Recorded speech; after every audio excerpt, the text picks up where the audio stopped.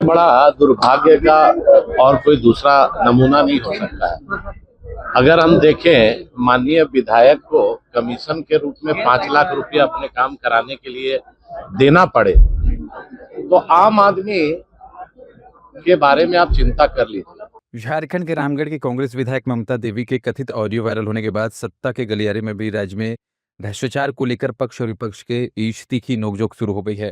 आज झारखंड विधानसभा में सदन के बाहर इसी मुद्दे को लेकर दोनों पक्ष के विधायक तकरार करते हुए दिखे। भाजपा विधायक नवीन जायसवाल ने कहा कि जब सत्ता में शामिल विधायकों को काम कराने के लिए रिश्वत देना पड़ता है तो अनुमान लगा लीजिए कि राज्य की जनता का क्या हाल होगा। हम लोग लगातार ये बात सदन में और सदन के बाहर हमेशा कह रहे हैं कि सरकार और सरकार के अफसर और मंत्री सभी भ्रष्टाचार में लिप्त हो गए और बिना पैसे दिए, आप सभी मीडिया कर्मी हैं, बिना पैसे दिए ना कोई सीओ ऑफिस में काम होगा, ना बीडीओ में काम होगा, ना थाना में काम होगा, ना विभाग में काम होगा। झारखंड भ्रष्टाचार का भेंट चढ़ चुका है। आप सभी जानते हैं कि जब रघुवर दास जी मुख्यमंत्री थे, भाजपा का शासन था, उस समय टोल फ्री नंबर था और कंप्लेन रजिस्टर करने का एक नंबर मुख्यमंत्री के पास था। पूरा सचिवालय उसकी निगरानी करता था। कोई आम जनता के साथ अगर कोई घूस मांग रहा है, काम नहीं कर रहा है, टाइम फ्रेम में काम उसका नहीं हो रहा है, तो कंप्लेन करने के लिए एक टोल फ्री नंबर था। लेकिन ये सरकार जैसे बनी वो नंबर को बंद कर दी।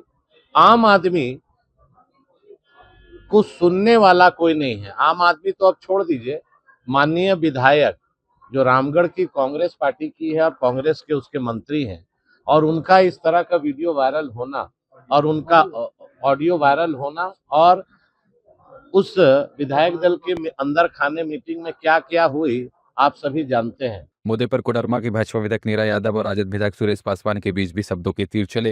अगर इनकी सरकार बनती है और जहाँ पर ये जीतते हैं वहाँ वोट चोरी नहीं होती है।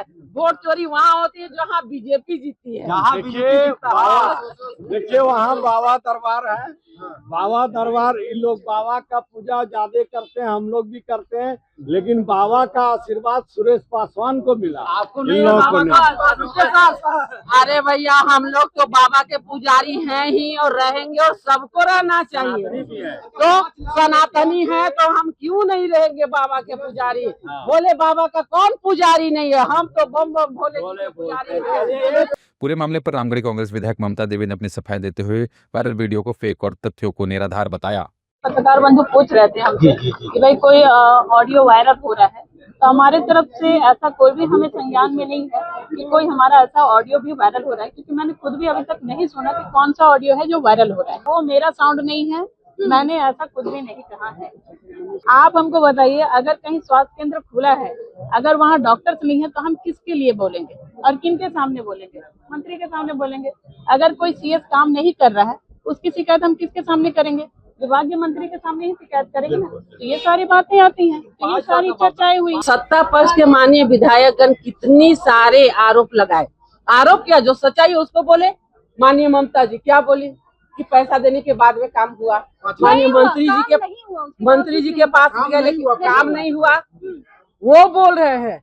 हम अगर बोलेंगे तो कहेंगे अरे इन लोगों को तो बोलने का ही काम है, यही ना होगा।